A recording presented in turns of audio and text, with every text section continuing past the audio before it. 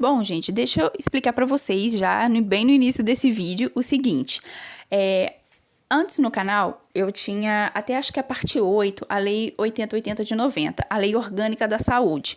Só que no ano de 2023, nós tivemos algumas mudanças, né? A lei, ela sofreu algumas alterações. E eu estava olhando que na primeira parte do vídeo, eu fiz do primeiro ao quarto artigo.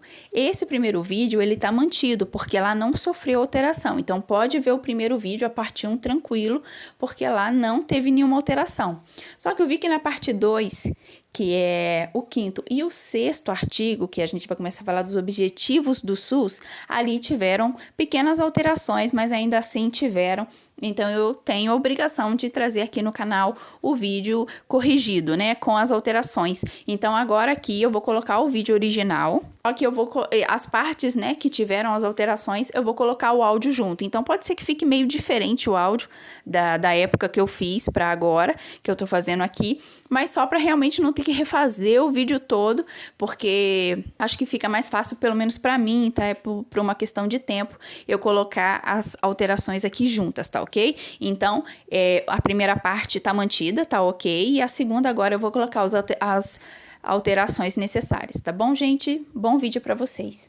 Gente, aqui é a Tayane trazendo para vocês a segunda parte daquele vídeo da Lei Orgânica da Saúde, a Lei 8080 de 90. E hoje aqui a gente vai estar explicando um pouquinho o artigo 5º e o artigo 6º. O artigo 6º ele é um pouco maior, ele requer uma atenção especial, ele tem alguns pontos muito importantes que são usados em muitas questões, então a gente vai dar uma atençãozinha especial para ele. Mas vamos aqui no artigo 5º, olha só. São objetivos do Sistema Único de Saúde. Primeiro, nós já sabemos aqui que o trabalho, renda, educação, atividade física, lazer, acesso a bens e serviços, entre outros, são determinantes da saúde, né? Até tem um vídeo aqui no canal que eu explico um pouquinho mais sobre eles. E o primeiro objetivo do SUS é a identificação e divulgação desses fatores condicionantes e determinantes da saúde. E olha só, esses fatores, eles influenciam na nossa saúde, né? Se eles estiverem em excesso ou se eles estiverem em falta. E é por isso que nós adoecemos assim de formas diferentes e por razões diferentes, porque é o que eu falei num outro vídeo aí que eu nem lembro qual que eu tinha feito. Por exemplo, uma coisa que falte para mim pode não estar faltando para você, por exemplo, que está me ouvindo. Por exemplo, você pode ter aí na sua cidade saneamento básico e na minha cidade eu não ter isso. No meu bairro aqui, na minha comunidade, eu não ter. Então, eu posso adoecer de uma forma e vocês adoecerem de outra forma. Então, os determinantes, eles em excesso ou eles em falta, eles influenciam na nossa saúde e na forma que nós iremos adoecer, né? Então, por isso, cabe ao SUS identificar esses determinantes, porque eles interferem na sociedade, eles interferem na coletividade. Então, esse é o primeiro objetivo do SUS. O segundo é a formulação de políticas de saúde destinadas a promover nos campos econômicos e social, observando o que está lá no parágrafo 1º do artigo 2º. O que estava escrito lá? Que o Estado ele deve promover políticas econômicas para promover, proteger e recuperar a saúde da população e promover também condições para que todos tenham um acesso igualitário à saúde. Aqui a gente não está falando de ir ao médico apenas, né, numa consulta, porque, por exemplo, quando o Estado ele faz lá aquelas casas populares, as pessoas ou elas saem do aluguel, né, ou elas saem das ruas. Então, ali ele está reduzindo um problema, né, que é estar dando a moradia para uma pessoa. Isso é um exemplo de uma política pública. Tem outros também, mas só para vocês estarem entendendo do que esse inciso está falando. Olha só. Terceiro objetivo do SUS: assistência às pessoas por meio de ações de promoção, proteção e recuperação da saúde, como a realização integrada das ações assistenciais e das atividades preventivas. Isso aqui está falando, basicamente, o terceiro objetivo do SUS é muito parecido com o segundo objetivo do SUS, que ele vai fazer essas políticas visando dar uma reduzida aí nos agravos à saúde. Por exemplo, quando a prefeitura de algumas cidades, ela faz aquela academia ao ar livre. Por que ela faz aquilo? Por exemplo, Por que que ela faz aquilo lá? Porque ela sabe que nem todo mundo tem condições de pagar uma academia, de pagar um personal trainer. Então, ela faz aquela academia ao ar livre, né? Ou então coloca academias com professores de forma gratuita em alguns postos de saúde, né? Geralmente coloca naqueles postos mais bem equipados, né? Que tem uma estrutura melhor. Ali ele está promovendo a saúde, está prevenindo a saúde, está recuperando a saúde. Esse é só um exemplo para vocês estarem já se ligando aí. Aí, gente, eu queria muito agora que vocês dessem uma atenção especial ao artigo 6º, porque ele é muito cobrado em prova, ele tem lá suas peculiaridades, e as pessoas gostam de usar muito ele em algumas questões. Eles pegam um trechinho aqui, pegam um trechinho ali. Então, vamos lá. Estão incluídas ainda no campo de atuação do SUS a execução de ações de vigilância sanitária, de vigilância epidemiológica, de saúde do trabalhador e de assistência terapêutica integral, inclusive farmacêutica. Essa letra D aqui, assistência terapêutica integral, inclusive farmacêutica, é o que faz com que a gente tenha aquele direito que está subjetivo lá no SUS, de que a gente pode receber os remédios de graça, por exemplo. Quem aí faz uso de losartana, de metformina, quando chega lá na farmácia, né, farmácia popular, e mostra a sua receita, você consegue pegar aquele remédio de graça para você, né? Se for você mesmo que for lá, você consegue. Então, essa letra D está falando disso. Bom, gente, vamos chegar aqui na primeira modificação que a gente teve dentro da lei. Nessa letra C, vinha de saúde do trabalhador e. A única coisa que eles fizeram foi tirar o E e mantiveram ali o ponto e vírgula. Então, continua sendo de saúde do trabalhador. É só um detalhe, mas ainda assim faz diferença, porque eles tiraram ali a letra E. Já aqui na letra E, eles fizeram uma inclusão. Eles colocaram de saúde bucal. E, bom, o SUS, ele já realizava atendimentos odontológicos tanto em hospitais quanto nas estratégias de saúde da família, enfim, unidades básicas, ele já realizava isso. Só que essa parte da saúde bucal, ela não estava ali incluída formalmente. Agora, então, em 2023, teve essa inclusão. Então, quando vocês se depararem com alguma questão sobre o artigo 6º, dentre as opções agora vai aparecer saúde bucal, não vai estar errado, já que foi uma inclusão do ano de 2023.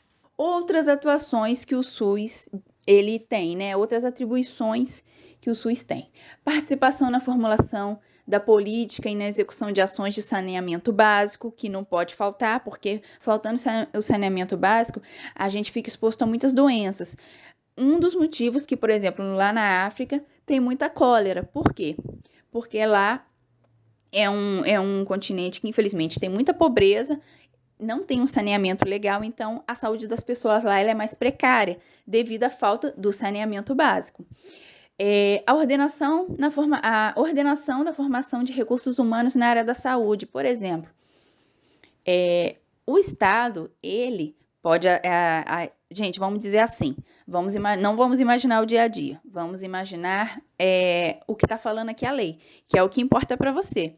Não é você pensar no seu dia a dia, você tem que imaginar a parte teórica aqui para fazer a prova. Então, por exemplo, o correto seria o seguinte: quando você entrasse numa instituição para trabalhar, como técnico de enfermagem, como médico, como enfermeiro, como nutricionista, agente de saúde mesmo, como qualquer pessoa da área da saúde, o correto era você ter o quê? Um treinamento, ter o quê? Ter uma capacitação, né? Porque são os recursos humanos ali da área da saúde. Então, o certo é o SUS realmente, ele está contribuindo nessa formação, nessa capacitação. É disso que esse inciso 3º aqui está falando. E olha só, vigilância nutricional e orientação alimentar também é de competência do SUS. Elaboração na proteção do meio ambiente, nele compreendido o do trabalho, que a gente também vai falar daqui a pouquinho desse setor do trabalho aí. Formulação de políticas de medicamentos, equipamentos imunobiológicos e outros insumos de interesse para a saúde e a participação na sua produção, igual nós vimos aí que o Brasil fez o quê? Ele fez a Coronavac. Por quê? Por causa disso daqui, porque é uma atribuição do SUS. Então, ele tinha mais, era que fazer mesmo, né? Controle e fiscalização de serviços, produtos e substâncias de interesse para a saúde. Então, a gente está falando aqui, fiscalização, a gente já vai falar de quê? Anvisa, vigilância sanitária, porque senão, se não tivesse alguém ali para supervisionar, para fiscalizar, eles poderiam fazer de qualquer jeito, e a gente, população, iria adquirir aquilo ali sem saber, né? Mas por que que isso não acontece? Porque tem alguém que fiscaliza, que no caso aqui no Brasil é a Anvisa.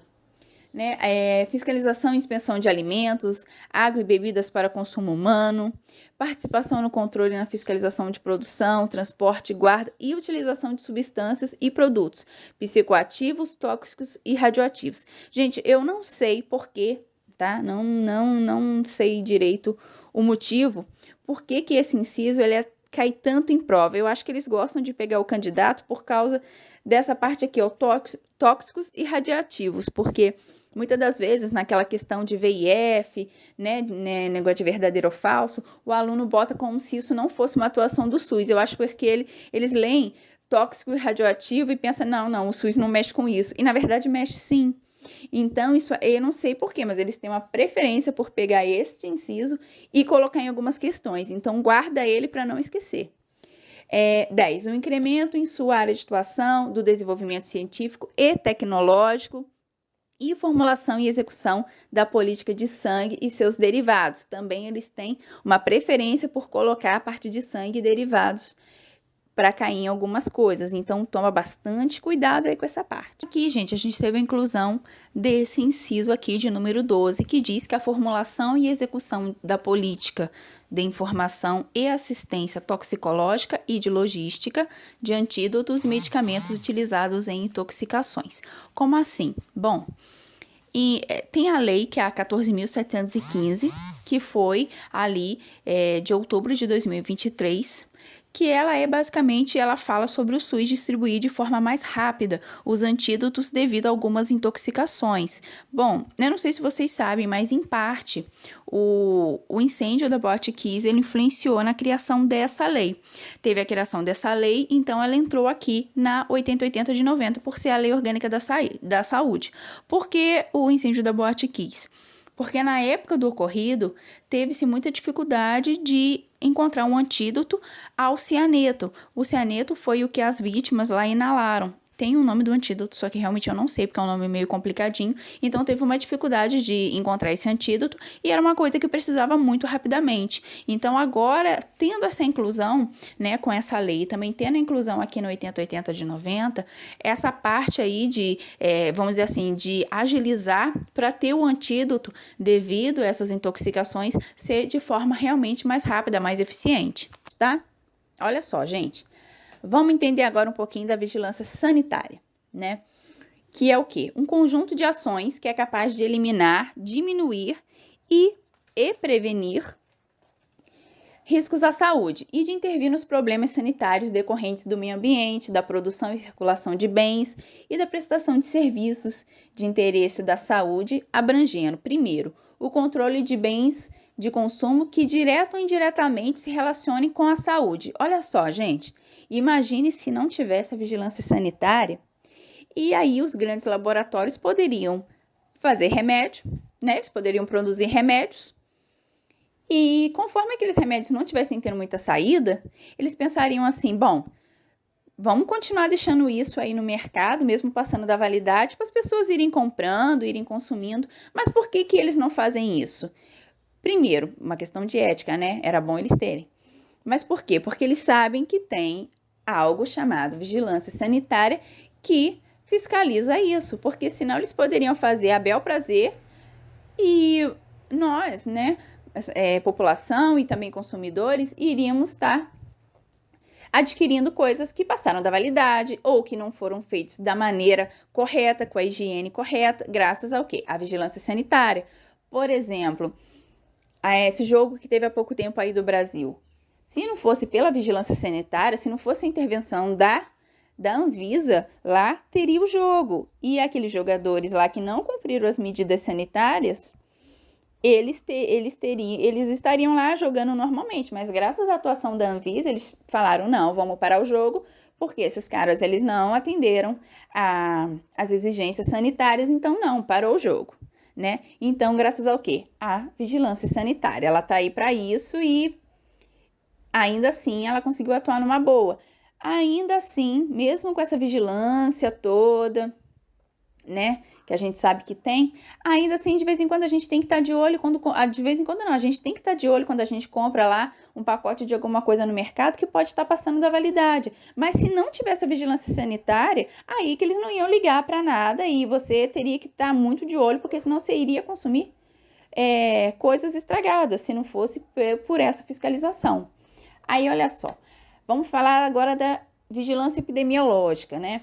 A vigilância, gente, epidemiológica, ela é o quê? Ela é um conjunto de ações que proporcionam o conhecimento, a detecção ou prevenção, né, de qualquer mudança nos fatores determinantes e condicionantes, que agora nós já sabemos o que é, de saúde individual ou coletiva, com a finalidade de quê? De recomendar e adotar medidas de prevenção e controle das doenças ou dos agravos. Olha só, gente, por exemplo, uma bactéria, né, que se prolifera, né, aqui, por exemplo, ela fica de olho quando surge, por exemplo, um surto de meningite numa determinada cidade, caso de dengue disparando em alguns municípios, né? Isso tudo está dentro do quê? Da vigilância epidemiológica.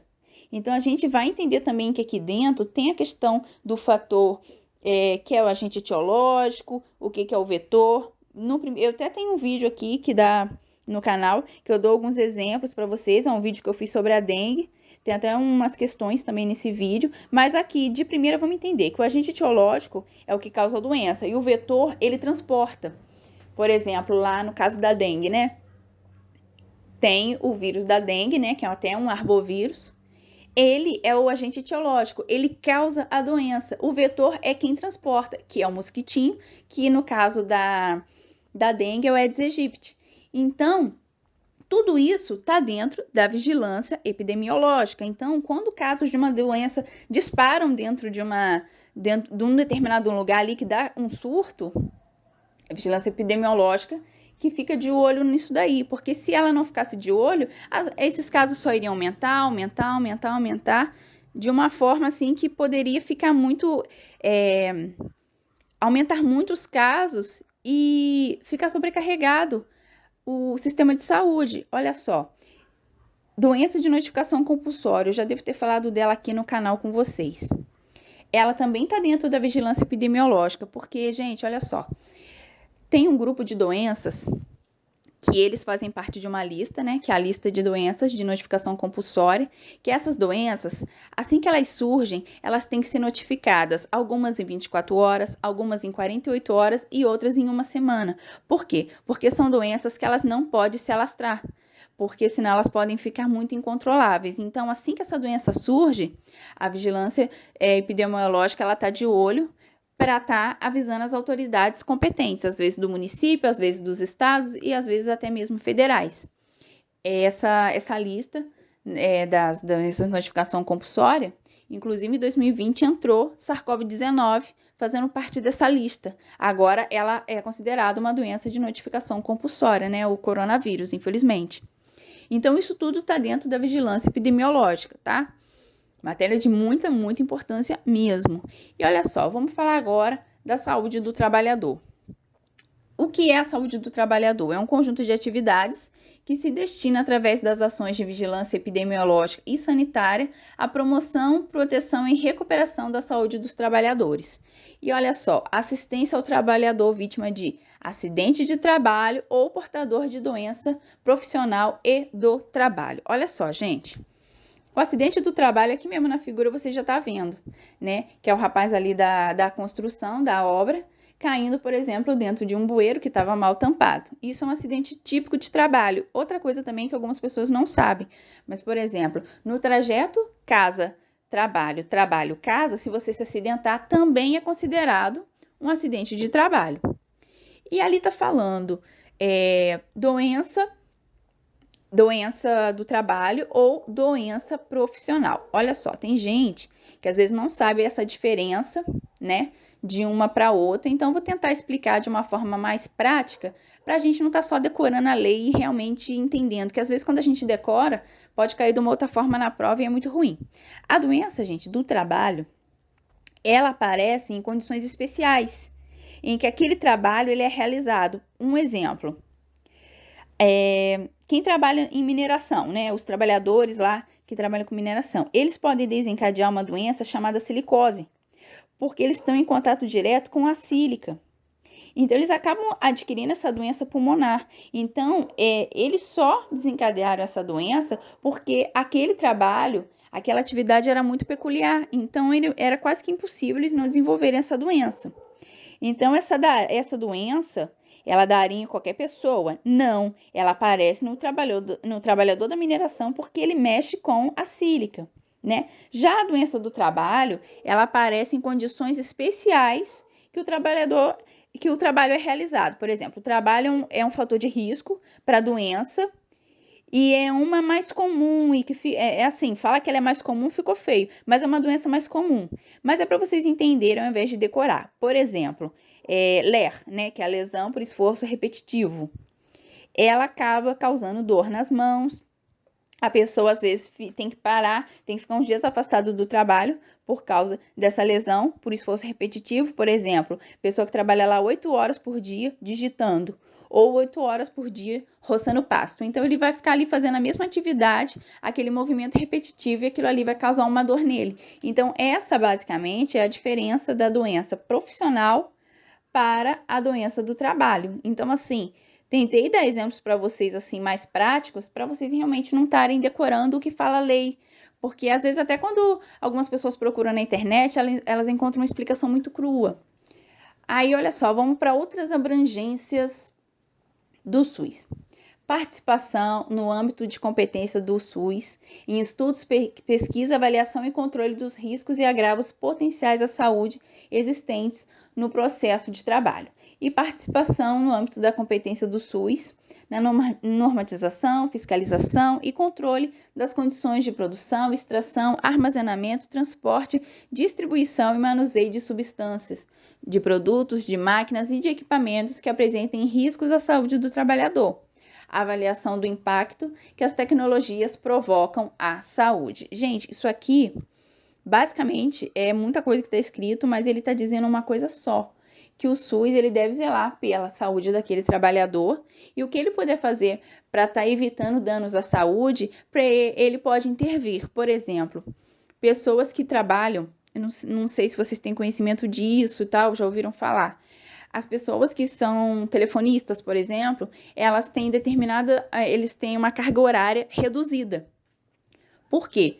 Porque teve um estudo em que foi constatado que se elas trabalharem não sei quantas horas lá por dia, não lembro agora, isso pode desencadear, com o passar do tempo, problemas auditivos, tá? Então, a pessoa que trabalha com telefonia, por exemplo, ela não pode trabalhar o mesmo número de horas que, por exemplo, o professor trabalha, pelo fato de que esses ruídos, né, toda hora atendendo o telefone, a longo prazo vai danificar a saúde dela na questão de poder ouvir as pessoas, né, nessa questão. Então, vamos dizer assim, o Estado, né, o SUS, ele propôs isso e fez essa mudança para esses determinados profissionais. Foi o que ele pôde fazer para estar ajudando a saúde desse trabalhador, ainda que precise dele lá naquele setor, né? Então, você já vê aí uma mudança. Olha só. Informação ao trabalhador e à sua respectiva entidade sindical e às empresas sobre o risco de acidente de trabalho, doença profissional e do trabalho, bem como os resultados de fiscalizações, avaliações ambientais e exames de saúde, de admissão, periódicos e de demissão, respeitando os preceitos da ética profissional. Que é uma coisa assim que antigamente não tinha o exame admissional e o exame demissional. Algumas empresas fazem até de forma bem completa, né? A pessoa vai lá, faz até raio-x, faz ressonância, olha a carteira de vacina daquele trabalhador para ele estar tomando antitetânica. Outras já são mais simplesinhas. Por exemplo, você vai começar a trabalhar, não olha a carteira não olha a carteira de vacina, né, a cadernetinha, não pede para fazer, por exemplo, um raio-x para ver se a pessoa tem artrite, artrose, para ver se a pessoa está com escoliose, não pede ressonância, não pede nada. Então, assim, algumas empresas são mais exigentes e outras não, mas hoje em dia tem que se fazer o exame admissional e o demissional também, né? Coisa que antigamente, por exemplo, não tinha, né? Olha só também, participação na normatização, fiscalização e controle dos serviços de saúde do trabalhador nas instituições e empresas públicas e privadas. Revisão periódica da listagem oficial de doenças originadas no processo de trabalho. Essa parte aqui, gente, o que isso quer dizer? Olha só. Tem uma tabelinha que foi feita em 1999, que é a lista de doenças relacionadas ao trabalho. Aqui eu trouxe para vocês um pedacinho dessa tabela, porque ela é muito extensa, mas eu trouxe aqui um pedacinho dessa tabela para vocês estarem entendendo do que ele está falando. Aqui tá essa tabelinha lá na íntegra, ela é exatamente assim. De um lado o agente etiológico e do outro lado a doença. O agente etiológico, como eu falei para vocês, é o que causa a doença. Então, olha só, aqui nesse exemplo, o agente etiológico é flúor ou seus compostos tóxicos. Então, por exemplo, uma pessoa que trabalha muito com flúor, fica muito exposto ao flúor. Qual doença que ele pode desencadear? Conjuntivite, a rinite crônica, a bronquite, a pneumonite, bronquiolite, erosão dentária, né? Esses númerozinhos que vocês estão vendo aqui do lado é só o CID da doença, não precisa se atentar a ele, né? Que é como se fosse realmente o código da doença, não precisa se atentar, só mesmo para vocês estarem vendo o que é essa lista. Tem outros componentes, outros agentes etiológicos, outras doenças, então assim, essa lista é muito grande. É só mesmo para vocês estarem entendendo do que essa parte está falando, que o SUS ele tem que revisar periodicamente essa lista. Essa tabelinha que eu coloquei aqui, que são das doenças originadas no processo de trabalho. Outra coisa aqui embaixo também, garantir ao Sindicato dos Trabalhadores de requerer ao órgão competente a interdição de máquina, de setor, de serviço ou de todo ambiente de trabalho, quando houver exposição a risco iminente para a vida ou a saúde dos trabalhadores. O sindicato dos trabalhadores, né, dependendo da categoria da pessoa, ele tem essa prerrogativa, ele tem esse privilégio, ele pode interferir dessa forma. Por quê? Porque o SUS dá essa liberdade para ele. Só que eu acho que o que acontece é que muitas vezes ninguém tem conhecimento dessas coisas. Nem o trabalhador, nem o empregador e nem o sindicato, né? Falta realmente de conhecimento do quê? Dessa lei. Mais algumas inclusões que a gente teve aqui. Bom, parágrafo 4º e o parágrafo 5º. O 4º diz que entende-se por saúde bucal o conjunto articulado de ações em todos os níveis de complexidade que visem a garantir promoção, prevenção, recuperação e reabilitação odontológica, tanto individual quanto coletiva, inseridas no contexto da integralidade da atenção à saúde. Bom, gente, aqui basicamente está explicando, vamos dizer assim, colocou a saúde bucal lá em cima, né? Ela foi incluída, então aqui está explicando como que, em quais etapas, né, que vai ser importante, tanto para prevenir, quanto para promover, para recuperar, para reabilitar. E por que isso aqui é importante? Porque tanto no ano de 2023, começou-se a ter um novo programa, que é o Programa Brasil Sorridente. Vamos dizer assim, no SUS já era realizado atendimentos odontológicos, como eu já falei lá no início, tanto nas unidades básicas quanto no hospital para casos mais complexos, enfim, nos próprios centros odontológicos, né, que só cuidam dessa parte. Então, o SUS já realizava. Só que a intenção é que agora, com o Brasil Sorridente, isso seja ampliado, atenda mais pessoas e agora, vamos dizer que formalmente está aqui na Lei 8080 de 90. Já fazia parte da área da saúde, já era uma coisa que cobria muita gente, mas ainda faltava para muitos brasileiros. Então, precisava de uma coisa assim, de um projeto mais formal. E no 5º parágrafo diz que entende-se por assistência toxicológica, a que se refere o inciso 12, né, que foi o que a gente falou agora há pouco, o conjunto de ações e serviços de prevenção, diagnóstico e tratamento das intoxicações agudas e crônicas decorrentes da exposição a substâncias químicas. Tanto que eu dei o exemplo lá do caso da Boate Kiss, que demorou muito para que as vítimas tivessem acesso ao antídoto correto, ao cianeto, e medicamentos e toxinas de animais peçonhentos e de plantas tóxicas. No caso, eu falei ali sobre a exposição à fumaça, lá no caso, ao cianeto, mas aqui também em casos por exemplo, a pessoa está precisando do antídoto porque ela foi picada por um animal peçonhento ou de alguma forma teve contato com uma planta tóxica. tá? Então, nesses casos, aqui só tá explicando o que tava lá em cima, então aqui tá detalhando o que é necessário e o porquê que é necessário em alguns casos, né? As substâncias químicas, animais peçonhentos e plantas tóxicas. Bom, gente, essa parte aqui, tanto o parágrafo 4º quanto o 5º, eles não tinham na nossa lei orgânica, eles não constavam na nossa lei orgânica até o ano de 2023. Então, aqui é mais uma inclusão que eu tô colocando no vídeo que nós já tínhamos antes.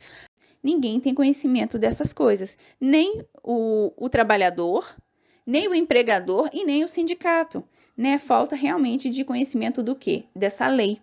Então, gente, hoje aqui a gente viu o artigo 5º, o artigo 6º. O artigo 6º ele é bem grandinho, né?